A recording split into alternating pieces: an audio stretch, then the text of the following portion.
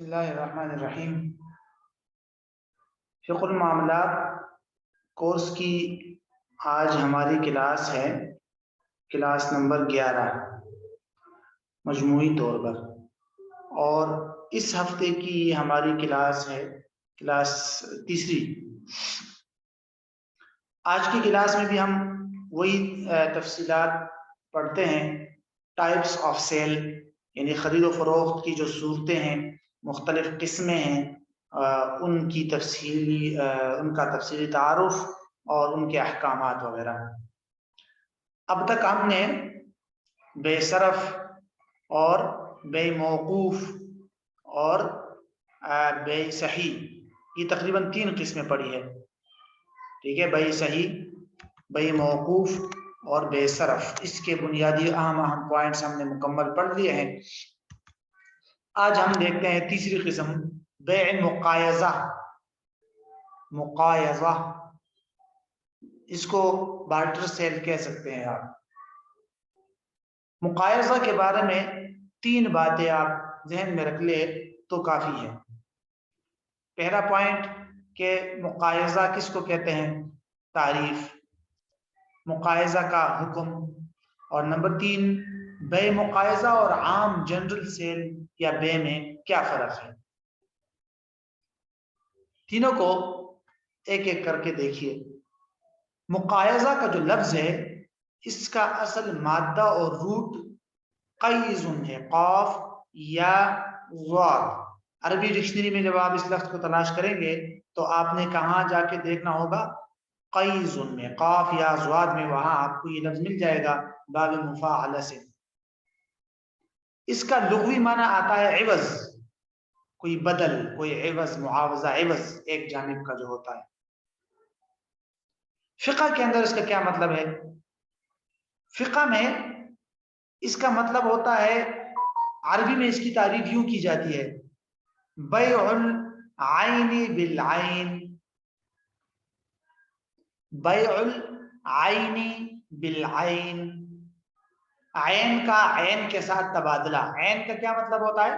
سامان، یعنی خرید و فروخت کا ایسا معاملہ، ایسا کانٹریکٹ جس میں دونوں طرف چیز ہو، سامان ہو۔ ایسا نہیں ہے کہ ایک طرف کرنسی ہے اور دوسری طرف سامان ہے، نو، وہ تو عام جنرل بے ہے۔ بارٹر سسٹم میں یا مقایضہ میں کیا ہوتا ہے کہ دونوں طرف باقاعدہ سامان یا چیز ہوتی ہے۔ مثلا ایک طرف کپڑا ہے، دوسری طرف گندم ہے، ایک طرف چاول ہے، دوسری طرف گندم ہے، ایک طرف زمین ہے، دوسری طرف جو ہے وہ سمجھ لیجئے زمین ہے، ایک طرف حیوان ہے اور دوسری طرف جو ہے وہ گندم وغیرہ ہے۔ تو دونوں طرف عین ہو، سامان ہو، تو اس کو کہتے ہیں بیع مقایضہ۔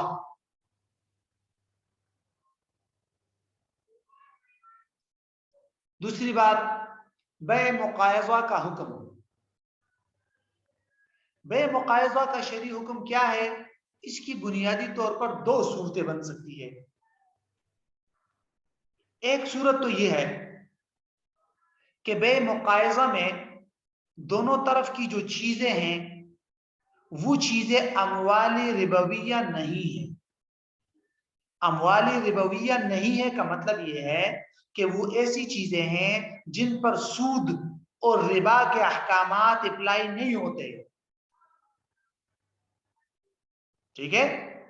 یعنی ایسا مال ہے دونوں طرف کہ جس پر سود کے احکامات اپلائی نہیں ہوتے، وہ سود میں نہیں آتے، ان کو سودی مال نہیں کہتے۔ مثال کے طور پر دونوں طرف کپڑا ہے، تو کپڑا تو سودی اشیاء میں سے اور اموال ربویہ میں سے نہیں ہے، ٹھیک ہے؟ تو اس صورت کا حکم کیا ہے؟ اس صورت کا حکم یہ ہے کہ یہ معاملہ جائز ہے، نقد بھی جائز ہے کہ دونوں طرف دے دے آپ، ادھار بھی جائز ہے کہ ایک طرف دے دیا کپڑا، دوسری طرف کا کپڑا بعد میں ملے گا، کمی بیشی کے ساتھ بھی جائز ہے کہ میں آپ کو دو سمجھ لیجئے 10 سوٹ دے رہا ہوں، آپ مجھے 5 سوٹ دے رہے ہیں، کمی بیشی کے ساتھ بھی جائز ہے۔ تو یہ مقایضہ کی پہلی صورت ہے۔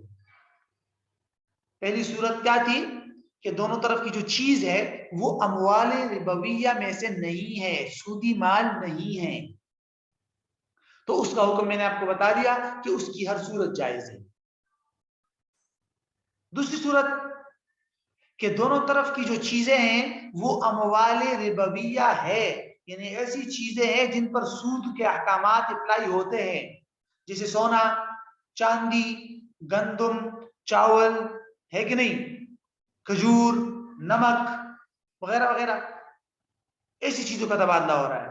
تو وہاں پر ہم نے سود کے اصولوں کو مد نظر رکھنا ہوگا کہ اگر دونوں طرف کی چیز کی جنس ایک ہے تو برابر سرابر ضروری ہے، اور اگر دونوں طرف کی چیز کی جنس تو ایک نہیں ہے، الگ الگ ہے، چاول اور دوسری طرف گندم، تو پھر ایسی صورت میں کمی بیشی بھی جائز ہے. بہرحال ربا اور سود کے احکامات اس پر اپلائی ہوں گے، ربا اور سود کے احکامات آگے آئیں گے. اب یہاں سے آپ کے ذہن میں ایک سوال آئے گا کہ آپ نے مقایضے کی دو صورتیں بتائی، اور ان میں سے پہلی صورت کے بارے میں آپ نے بتایا کہ دونوں طرف کی جو چیزیں ہیں وہ اموال ربویہ نہ ہو. دوسری صورت کے بارے میں آپ نے بتایا کہ وہ دونوں چیزیں اموال ربویہ میں سے ہو. یہی سے انسان کے ذہن میں ایک سوال اٹھتا ہے کہ ایسا ہمارے پاس کیا سٹینڈرڈ ہے، ایسا ہمارے پاس کیا معیار ہے کہ جس سے ہم یہ طے کر سکے کہ کون سی چیزیں اموال ربویہ ہے اور کون سی چیزیں اموال ربویہ نہیں ہے، کیسے ہم یہ طے کریں گے؟ تو وہی اصول ہم آگے جا کے ربا کے اصول میں پڑھیں گے، وہاں آپ کو پتہ چل جائے گا کہ بھئی بنیادی ریزن کیا ہے کسی بھی مال کو سودی مال یا اموال ربویہ کہنے میں، اصل علت کیا ہے، وہ وہاں ہم دیکھ لیں گے، وہاں معلوم ہو جائے گا. فی الحال یہاں اب تیسرے پوائنٹ کی طرف آئیے، مقایضہ اور عام بے میں فرق.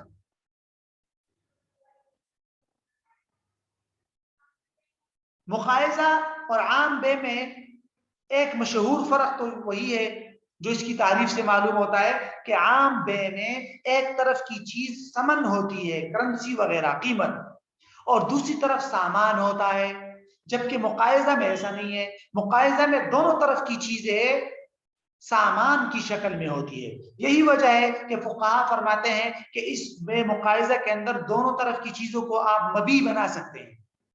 مثلا میں آپ کو گندم دے رہا ہوں اور آپ سے چاول لے رہا ہوں، تو اب اس میں دونوں صورتیں درست ہے. کیا کہ گندم کو آپ مبیع کہیں اور چاول کو آپ قیمت کہیں، یا اس کا الٹ کر دیں آپ کہ گندم کو قیمت کہہ دے اور چاول کو مبیع کہہ دے، تو یہ دونوں صورتیں جائز ہے. لیکن عام بیوع میں ایسا نہیں ہوتا. عام خرید و فروخت میں ایک ہی قیمت ہوگی اور ایک ہی چیز جو ہے وہ مبیع ہوگا. ایک بڑا فرق یہ ہے. دوسرا بنیادی فرق یہ ہے کہ عام جو بیوعات اور خرید و فروخت کے معاملات ہوتے ہیں اس میں ایک طرف چونکہ کرنسی اور دوسری طرف مبیع ہوتا ہے، تو وہاں اگر اختلاف ہو جائے تو پہلے قیمت دی جائے گی اور بعد میں مبیع دیا جائے گا. لیکن یہاں ایسا نہیں ہے. یہاں چونکہ دونوں طرف سامان ہوتا ہے تو دونوں طرف کی چیز ایک ساتھ حوالے کی جائے گی. دونوں طرف کی چیز کی تو ایک ساتھ حوالے کی جائے گی. ایک ہاتھ دو ایک ہاتھ لو. ہاں اب دونوں آپس میں اتفاق کر رہے ہیں وہ تو الگ بات ہے کہ پہلے کوئی ایک چیز دے دیتا ہے دوسرا بعد میں، لیکن اگر اختلاف ہو جاتا ہے تو اختلاف کی صورت میں دونوں ایک ہاتھ دیں گے ایک ہاتھ دیں گے. یہ فرق بھی سمجھ میں آ گیا. تیسرا ایک اور فرق یہ بھی ہے کہ دیکھیے اقالہ آپ جانتے ہیں، آگے اس کی تفصیل آئے گی. اقالہ کا مطلب ہوتا ہے بے اور کانٹریکٹ کو کینسل کر دینا. آگے آئے گا کانٹریکٹ کو کیا کر دینا، کینسل کر دینا.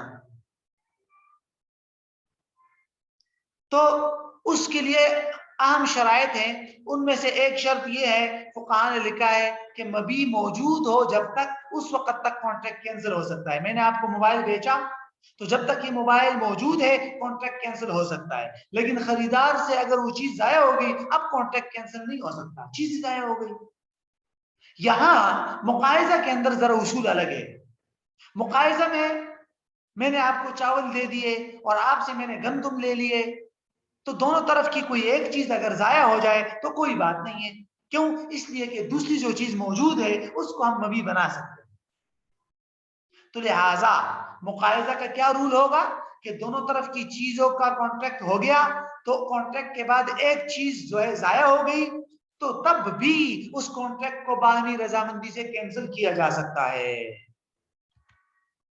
تو یہ خلاصہ ہے بے مقایضہ کی تفصیلات کا. ٹھیک ہے جی. اب آتے ہیں آگے ہم چوتھی قسم کی طرف یا پانچویں قسم، بے صحیح، بے موقوف، بے صرف، ٹھیک ہے، اور بے مقایضہ 4، اور نمبر 5 بیع الحال. بیع الحال کو دیکھتے ہیں. اس کو آپ کہہ سکتے ہیں کیش سیل یا اسپاٹ سیل، ٹھیک ہے. نقد، جس کو اردو میں نقد معاملہ کہتے ہیں. نقد معاملے کے لیے آپ نے 5 نکات ذہن میں رکھنے ہیں.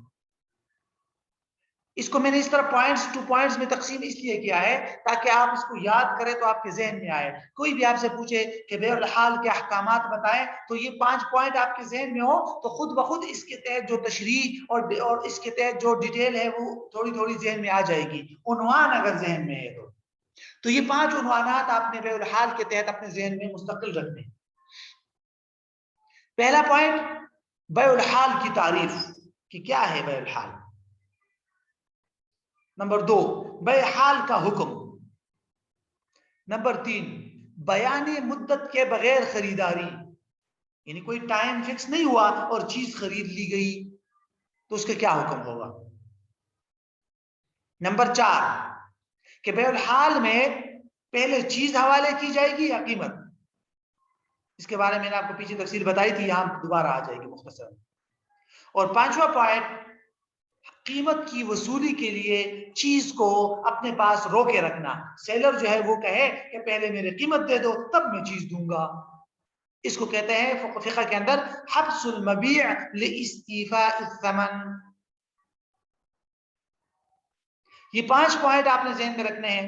اب ہر ایک کی مختصر وضاحت دیکھتے جائیں. بیع الحال کی تعریف.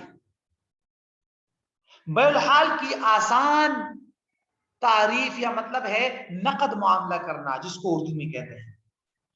لیکن جب آپ اس کو فقہ میں لے جائیں گے تو فقہ کے اندر اس کا بنیادی پوائنٹ سمجھنا ضروری ہے. میں ذرا آپ کو تعریف بتاتا ہوں. عربی میں اس کی تعریف یوں کی جاتی ہے: ما لا یشترط فیہ تأجیل الثمن. یہ ہے بیع الحال کی تعریف. کیا ہے؟ ما لا یشترط فیہ تأجیل الثمن. ہاں یہ لکھ دیا انہوں نے.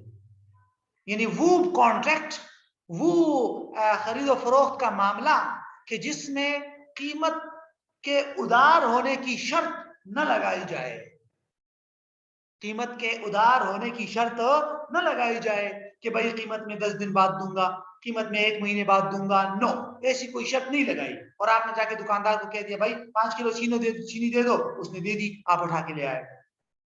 آپ لوگوں نے آپس میں قیمت کی ادائیگی کے لیے کوئی ٹائم، ادار کا کوئی وقت طے نہیں کیا، شرط نہیں لگائی، تو اس کو کہیں گے بیع الحال، نقد معاملہ. اب نقد معاملے کی 2 صورتیں آپ کے سامنے آ گئی. ایک تو یہ کہ باقاعدہ دکاندار کو آپ نے پیسے دے دیے اور چیز لے لی، یا آپ نے کہہ دیا کہ ہاں ٹھیک ہے بھائی میں دے رہا ہوں قیمت تو بھی ٹھیک ہے. یا آپ نے کچھ بھی نہیں کہا، آپ نے کہا چلو بھائی 5 کلو چینی دے دو، اس نے آپ کی چینی دے دی، آپ چینی اٹھا کے لے آئے اور قیمت بھی آپ نے نہیں دی اور قیمت کے لیے ٹائم بھی فکس نہیں کیا آپ نے، تو بھی یہ ادار نہیں ہے، یہ تب بھی بیع الحال ہے. قیمت آپ نے نہیں دی تب بھی بیع الحال ہے. اس کی مزید وضاحت اس پوائنٹ کی کہ قیمت بھی نہیں دی اور قیمت کی ادائیگی کے لیے ٹائم بھی فکس نہیں کیا ادار، تو پھر اس کو آگے ہم پوائنٹ نمبر 3 میں پڑھیں گے. فی الحال اس کی تعریف ذہن میں رکھ لے کہ جس کانٹریکٹ میں خریداری کے معاملے میں قیمت کی ادائیگی کے لیے باقاعدہ شرط لگا کر قیمت کا وقت مقرر نہ کیا جائے تو اس کو کہیں گے بیع الحال. دوسرا پوائنٹ بیع الحال کا حکم. بیع الحال کا حکم یہی ہے کہ جائز ہے شرعاً. اور دوسرا پوائنٹ اس میں کیا ہوگا کہ جیسے ہی کانٹریکٹ ہو جائے جیسے ہی خرید و فروخت کا کانٹریکٹ ہو جائے تو خریدار کو یہ حق حاصل ہوگا کہ وہ دکاندار کو کہے گا کہ مجھے چیز دے دو، اور دکاندار کو یہ حق حاصل ہوگا کہ وہ فوراً خریدار کو کہیں کہ قیمت دے دو، کیونکہ کانٹریکٹ نقد ہے، بیع الحال ہے، تو دونوں ایک دوسرے سے فوری طور پر چیز کی اور قیمت کا مطالبہ کر سکتے ہیں. اوکے، دکاندار کہے گا قیمت دے دو، فوراً مطالبہ کر سکتا ہے کیونکہ نقد ہے، اور خریدار یہ کہہ سکتا ہے کہ چلے بھائی آپ چیز بھی مجھے دے دو ابھی، تو ٹھیک ہے دے دے آپ. ٹھیک ہے، تو پہلے قیمت دے دے یا بعد میں چیز دے لے، لیکن اسی جگہ آپ یعنی اسی پلیس میں خریدار بھی مطالبہ کر سکتا ہے چیز کا، اور دکاندار بھی قیمت کا مطالبہ کر سکتا ہے. اب پہلے کون سی چیز دی جائے گی وہ آگے آئے گی، 4 پوائنٹ نمبر 4 میں آئے. تیسرے پوائنٹ کی طرف آئیے، بیان مدت کے بغیر خریداری. آپ سے میں ایک سوال کرتا ہوں، اس سوال کا جواب آپ بیع الحال کی تعریف کے اندر ڈھونڈیے، تلاش کیجئے. میں نے آپ سے کہا کہ بھئی میں دکاندار کے پاس گیا، دکاندار کو میں نے کہا کہ 5 کلو چینی دے دو، اس نے تول کر چینی شاپر میں ڈالی مجھے دے دی، اور میں نے شاپر اٹھایا اور گھر آیا، قیمت میں نے اس کو نہیں دی، کل دوں گا پرسوں دوں گا جب بھی دوں گا دے دوں گا، بس اتنی سی بات ہوئی. اب میں آپ سے سوال کرتا ہوں کہ یہ بیع الحال ہے یا ادار ہے؟ ادار معاملہ ہے، ادار معاملہ ہے یا بیع الحال؟ تو اگر آپ بیع الحال کی تعریف آپ کے ذہن میں ہو کہ ما لا یشترط فیہ تأجیل الثمن، وہ کانٹریکٹ جس میں قیمت کی ادائیگی کے لیے ٹائم فکس نہ کیا جائے، تو یہی تعریف تو فٹ ہو رہی ہے میرے اس سوال پر جو میں نے آپ سے سوال کیا کہ دکاندار کو کہا چینی دے دو، اس نے چینی دے دی، آپ اٹھا کر لے آئے، اور قیمت کی ادائیگی کے لیے آپ نے کوئی ٹائم فکس نہیں کیا، تو ٹھیک ہے نا، یہ نقد معاملہ ہے، یہ تو نقد معاملہ ہو گیا. ٹھیک ہے، تو یہ تو نقد معاملہ ہو گیا. اب نقد معاملے میں تو قیمت فوری دی جاتی ہے، آپ کہیں گے یہاں تو قیمت نہیں دی، تو یہ ذہن میں رکھیے کہ ہے تو شرعاً اور فقہی اصولوں کے مطابق یہ نقد معاملہ، ٹھیک ہے، لیکن اس کے باوجود دکاندار نے مجھ سے قیمت کا مطالبہ نہیں کیا، یہ اس کا احسان ہے، اس کا حق تھا کہ وہ مجھ سے فوری طور پر قیمت کا مطالبہ کر سکتا تھا، لیکن اس نے مجھے 2-3 دن کی ڈیل دے دی کہ چلو بھائی دے دے گا، اپنا آدمی ہے. عمومی طور پر جان پہچان والوں کے ساتھ اس طرح ڈیل دے دی جاتی ہے، کل دے دے گا پرسوں دے دے گا، تو اس کو کہیں گے کہ یہ بیع الحال ہی ہے، بیع الحال ہے. ہاں دکاندار نے قیمت کا مطالبہ نہیں کیا تو ٹھیک ہے، اس کا احسان ہے، کل پرسوں لے لے گا، لیکن ہے یہ بیع الحال، یہ ادار نہیں ہے. ادار کے لیے ضروری ہے کہ قیمت کے لیے باقاعدہ ٹائم فکس کیا جائے. ہاں یہ الگ بات ہے اگر دکاندار کے ساتھ میرا کھاتا ہے اور ہر مہینے کے آخر میں اس کو پیسے دیتا ہوں، پھر یہ ادار ہے. کیوں؟ اس لیے کہ ہم نے آپس میں ٹائم تو فکس نہیں کیا، لیکن پہلے سے ہمارا ٹائم فکس چلا آ رہا ہے کہ ہر مہینے کی لاسٹ ڈیٹ، ہر مہینے کی لاسٹ ڈیٹ، تو پھر یہ ادار ہے. لیکن اگر اس طرح کھاتے کا ٹائم فکس نہیں ہے تو پھر یہ بیع الحال ہے. سمجھ آ گیا یہ معاملہ؟ اگر پہلے سے اگر کھاتا وغیرہ کی ترتیب مقرر نہیں ہے تو پھر دکاندار کسی بھی وقت مطالبہ کر سکتا ہے کہ بھئی قیمت دے دو، کیونکہ وہ تو نقد معاملہ تھا. چلے جی چوتھے پوائنٹ کی طرف آئیے کہ پہلے چیز حوالے کی جائے گی یا قیمت. اس کے بارے میں نے آپ کو پیچھے بھی اصول بتایا تھا کہ دونوں طرف اگر عین ہے، چیز کی شکل ہے، جیسے دونوں طرف سونا ہے، دونوں طرف چاندی ہے، ایک طرف سونا دوسری طرف چاندی ہے، یا ایک طرف چاول دوسری طرف گندم ہے، دونوں طرف چیز ہے یعنی بے مقایضہ وغیرہ ہے، تو دونوں طرف ایک ہاتھ دو ایک ہاتھ لو، ایک ساتھ دیا جائے گا، چیز کو دیا جائے گا اور ایک ساتھ چیز دی جائے گی. اور اگر عام کانٹریکٹ ہے، ایک طرف قیمت ہے اور دوسری طرف مبی چیز ہے، مثلا ایک طرف موبائل ہے دوسری طرف پیسے ہے، تو پھر پہلے پیسے دیے جائیں گے اور پھر چیز حوالے کی جائے گی. لیکن یہ دونوں صورتیں تب ہے کہ جھگڑا ہو جائے، دکاندار کہے پہلے پیسے دو، خریدار کہے پہلے موبائل دو، اس طرح جھگڑا ہو گیا تو تب یہ اصول اپلائی ہوگا جو میں نے آپ کو بتا دیا. اگر جھگڑا نہیں ہے، دکاندار نے پہلے موبائل دے دیا، بعد میں قیمت لے لیا، آپس کی رضامندی ہے، تو کوئی بات ہی نہیں ہے، کوئی مسئلہ نہیں. پانچواں پوائنٹ، قیمت کی وصولی کے لیے چیز کو روکنا. حبس المبیع لاستیفاء الثمن. کیا مطلب ہے اس کا؟ کہ نقد جو معاملہ ہو اس میں سیلر یعنی جو بائے ہے، فروخت کنندہ سیلر، اس کو شریعت نے یہ حق دیا ہے کہ جب تک خریدار نے اس کو قیمت نہیں دی اس وقت تک وہ چیز کو اپنے پاس روک سکتا ہے کہ میں نہیں دیتا ہوں چیز، پہلے قیمت دو تب چیز دوں گا. اس کو کہتے ہیں حبس المبیع لاستیفاء الثمن، کہ مبیع کو اس ثمن کی وصولی کے لیے روکے رکھنا. یہ سیلر کا حق ہے، شریعت نے اس کو دیا ہے. کیونکہ جب نقد معاملہ ہے تو نقد معاملے میں سیلر کو یہ حق حاصل ہے کہ وہ کہے کہ جب تک قیمت نہیں دو گے میں چیز حوالے نہیں کروں گا. تو ٹھیک ہے، نہ کرے حوالے، یہ اس کا حق ہے. ٹھیک ہے، یہ شریعت نے اس کو حق دیا ہے. اور اس کے پاس اگر چیز ضائع ہو جائے گی سیلر کے قبضے میں، اس کے بارے میں نے کل آپ کو بتائی دی تفصیل. ٹھیک ہے، کہ خریدار نے چونکہ ابھی تک قبضہ نہ کیا ہو تو یہ پھر گویا کہ سیلر کے پاس چیز ضائع ہو گئی تو اس کی اپنی چیز ضائع ہو گئی اور گویا کہ اس کا نقصان وہ خود برداشت کرے گا، کانٹریکٹ ختم ہو جائے گا. بہرحال یہ ہے 5 پوائنٹ کس کے بارے میں؟ بیع الحال کے بارے میں. اب بیع الحال کا اپوزٹ اور مقابل میں ایک اور کانٹریکٹ ہے، اس کو دیکھتے ہیں.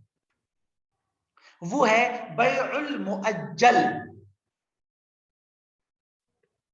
بیع المؤجل. بیع المؤجل کے بارے میں آپ نے 4 باتیں یا 4 پوائنٹس ذہن میں رکھنے ہیں. یہ 4 پوائنٹس آپ ذہن میں رکھ لیں تو کافی ہے. پہلی بات یا پہلا پوائنٹ، بیع المؤجل کی ڈیفینیشن، تعریف، وضاحت کہ کیا ہے یہ بیع المؤجل. نمبر 2، بیع المؤجل کی اہم شرائط اور چند احکام. شرائط ہی سمجھ لے، اہم باتیں ہیں یہ کچھ. نمبر 3، بیع الکالئ بالکالئ. یہ کیا چیز ہے؟ جس کو فقہ کے اندر بیع الدین بالدین بھی کہتے ہیں. اس کی وضاحت میں نے آپ کو پیچھے کی تھی ایک جگہ، دوبارہ یہاں آ جائے گا. بیع الکالئ بالکالئ یا بیع الدین بالدین، یہ کیا چیز ہے؟ اور چوتھا اور آخری نقطہ،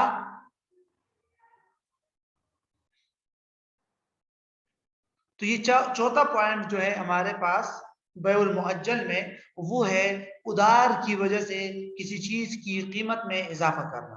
یہ 4 اہم باتیں ہیں بیع المؤجل کے حوالے سے، اس کو آپ ذہن میں رکھ لیجئے. اب 1 2 3 کر کے ہم دیکھتے ہیں.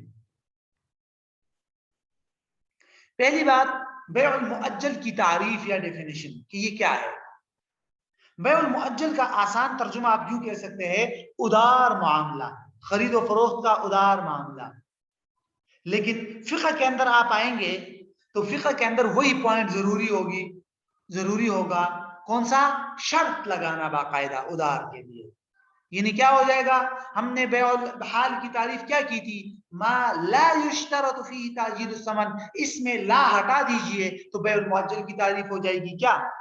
ما یشترط فی تاجیل الثمن.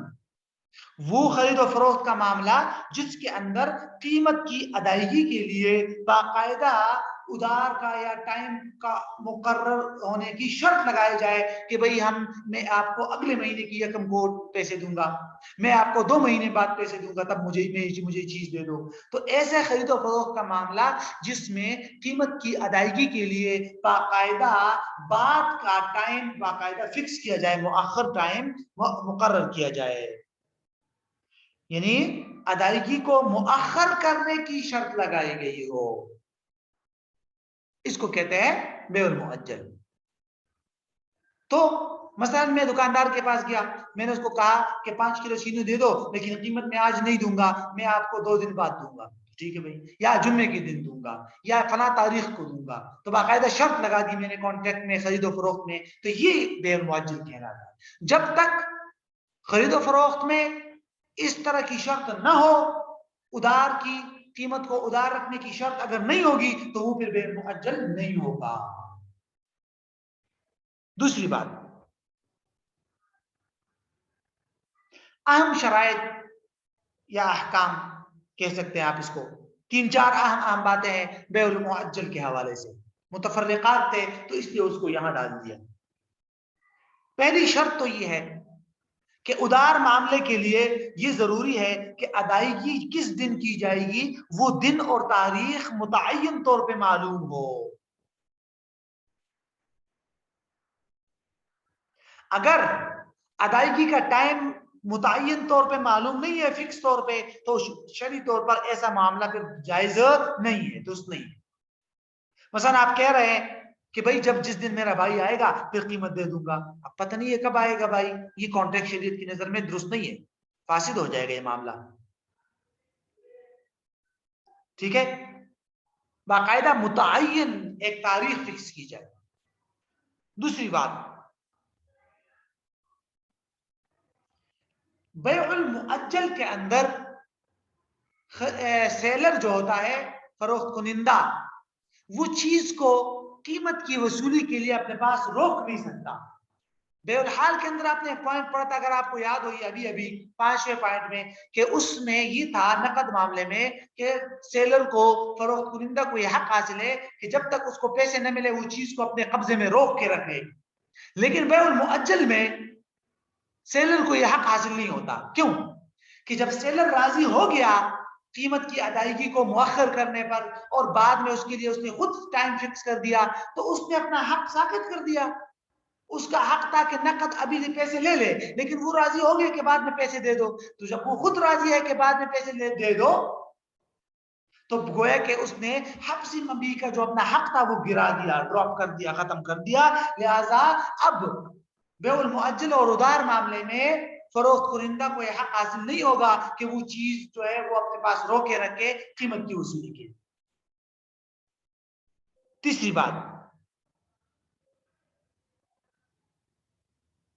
اگر قسط وار معاملہ ہے، آگے وہ آ جائے گا بیع بالتقسیط اس کو کہتے ہیں، قسطوں پر چیز خریدی ہے تو پھر ہر قسط کی مقدار بھی معلوم ہو اور ہر قسط کا ٹائم بھی، کہ بھئی میں آپ کو ہر مہینے کی 1 تاریخ کو 5000 روپے دوں گا. ٹھیک ہے، تو پھر قسط کی کوانٹٹی اور مقدار بھی معلوم ہونی چاہیے.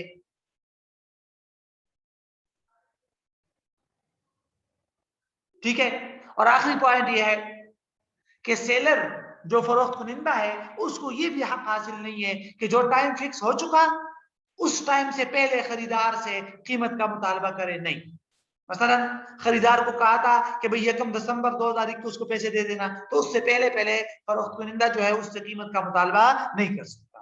سمپل بات ہے. چلے جی آگے والے پوائنٹ کی طرف آئیے. بیع الکال بالکال، یہ کیا چیز ہے؟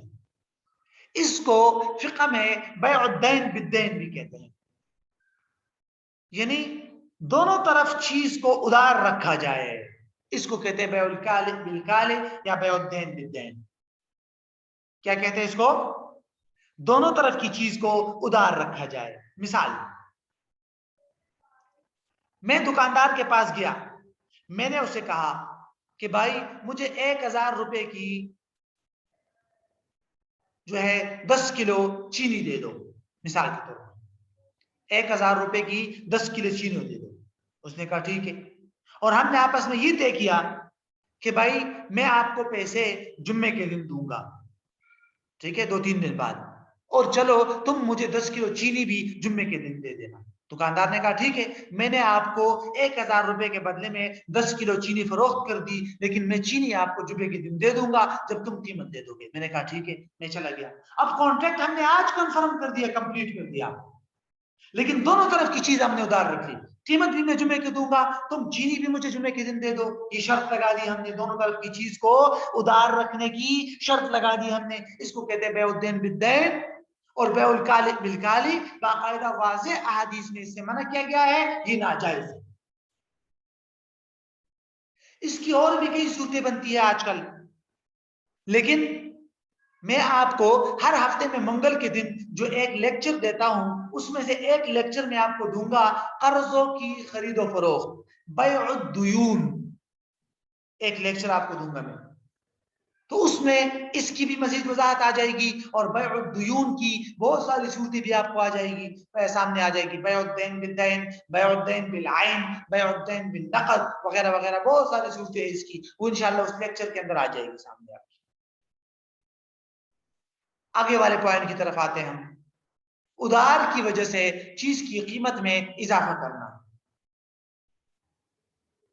ایسا ہوتا ہے، آپ نے دیکھا ہوگا لوگوں نے پرائس کو یوں طے کیا ہوتا ہے کہ بھائی یہ فریج ہے، اگر آپ نے نقد خریدنا ہے، کیش ابھی دینے ہیں، تو اس کی قیمت ہے 50,000، ٹھیک ہے، اور اگر ادھار خریدنا ہے یا انسٹالمنٹ میں خریدنا ہے، قسطوں میں، تو اس کی قیمت ہے 70,000، اور ہر مہینے آپ نے 10,000 روپے دینے۔ ہوتا ہے نا، ادھار کی وجہ سے اس چیز کی پرائس کو بڑھایا جاتا ہے۔ کیا یہ جائز ہے یا نہیں؟ اصولی طور پر اس میں کوئی قباحت نہیں ہے، شرعاً یہ جائز ہے۔ کیوں؟ اس لیے کہ کسی بھی چیز کے مہنگے ہونے کے مختلف اسباب ہوتے ہیں۔ آپ نے دیکھا ہوگا، آپ ایک کپ چائے اپنے گھر کے باہر کینٹین میں پیتے ہیں تو آپ کو 30-40 روپے دینا پڑتا ہے، وہی کپ چائے بلکہ اس سے بھی گھٹیا چائے کا کپ آپ ایئرپورٹ پہ پیتے ہیں تو آپ کی آنکھیں کھل جائے گی۔ کیوں؟ مقام کے تبدیل ہونے سے اور مقام کے فرق کی وجہ سے اس چیز کی قیمت بڑھ گئی ہے کہ نہیں؟ تو مختلف اسباب ہو سکتے ہیں چیز کے مہنگا ہونے کا، تو ادھار یہ بھی چیز کے مہنگا ہونے کا ایک سبب ہے۔ اب یہ نہ کہا جائے، کوئی شخص یہ اعتراض کر سکتا ہے کہ بھئی یہ نقد بیچ رہا ہے فریج 50,000 میں، 2 مہینے کے ادھار پر یہ بیچ رہا ہے 70,000 میں، تو یہ 50,000 روپے تو فریج کی قیمت ہے، اور یہ جو 20,000 ہے یہ 2 مہینے کی مدت کے بدلے لے رہا ہے، اور ٹائم کے بدلے پیسے لینا تو سود ہے، یہ سود ہونا چاہیے۔ نو، یہ ٹائم کے بدلے میں نہیں ہے، یہ ٹائم کی وجہ سے فریج کے بدلے میں ہے، ٹائم کی وجہ سے فریج کے بدلے میں ہے۔ یہ تعبیر سمجھیے آپ، صاحب ہدایہ نے اس کو یوں تعبیر کیا ہے نا، زیادت الثمن لاجل الاجل، یا میں شاید مجھے کچھ اس طرح یاد ہو رہا ہے، وہاں اس طرح تعبیر ہے، قیمت میں اضافہ کرنا، چیز کی قیمت میں اضافہ کرنا ٹائم کی وجہ سے، تو ٹائم وجہ اور سبب ہے، ٹائم بدل نہیں ہے۔ لیکن ادھار کی وجہ سے قیمت میں اضافہ جو آپ کر رہے ہیں نا، اس کے لیے بھی 2-3 باتیں ضروری ہے، ذرا اس کو ذہن میں رکھیے۔ پہلی بات، آپ نے چیز ادھار لینی ہے یا نقد لینی ہے، اس کو فوراً ابھی کے ابھی طے کیا جائے۔ مثلا میں دکاندار کے پاس گیا، اس نے کہا نقد فریج لینا ہے تو 50,000، ادھار لینا ہے تو 70,000، میں نے ادھر ہی اس کو بتا دیا ادھار لینا ہے، اور بس معاملہ ہو گیا، میں آ گیا۔ یا میں نے ادھر ہی اس کو بتا دیا بھئی کیش پہ لینا ہے، نقد لینا ہے، لے لیا، بس آ گیا، تو یہ جائز ہے۔ لیکن معاملے کو یوں لٹکا ہوا چھوڑ دینا یہ درست نہیں ہے۔ کیسے؟ کہ دکاندار نے مجھے کہا کہ یہ فریج لے جاؤ، اگر تم نے کل پیمنٹ کر دی تو اس کی قیمت 50,000 ہوگی، اگر تم نے کل پیمنٹ نہیں کی، 10 دن میں تاخیر کر دی 10 دن کی، تو اس کی قیمت ہوگی 60,000، اور اگر تم نے 1 مہینہ ڈیلے کر دیا قیمت میں تو اس کی پیمنٹ کرے گے آپ 70,000، اگر آپ نے 2 مہینے تاخیر کر دی تو قیمت دو گی 80,000، چلو لے جاؤ۔ اور میں اسی طرح اٹھا کے لے آیا کہ اگر کل میں نے قیمت دے دی تو 50 دے دوں گا، 1 ہفتے تک ڈیلے کر دیا تو 60 دے دوں گا، 1 مہینے تک ڈیلے کر دیا تو 70 دے دوں گا۔ یہ ناجائز ہے، کیونکہ قیمت فکس نہیں ہے، قیمت کو فکس کرنا ضروری ہے، یہ ناجائز ہے۔ اسی طرح ایک اور صورت بھی ناجائز ہے، وہ کیا؟ کہ میں دکاندار سے چیز لے آیا ادھار پر کہ بھائی میں آپ کو پیسے دے دوں گا 2 مہینے بعد، اور پیسے میں اس فریج کے آپ کو دوں گا 70,000۔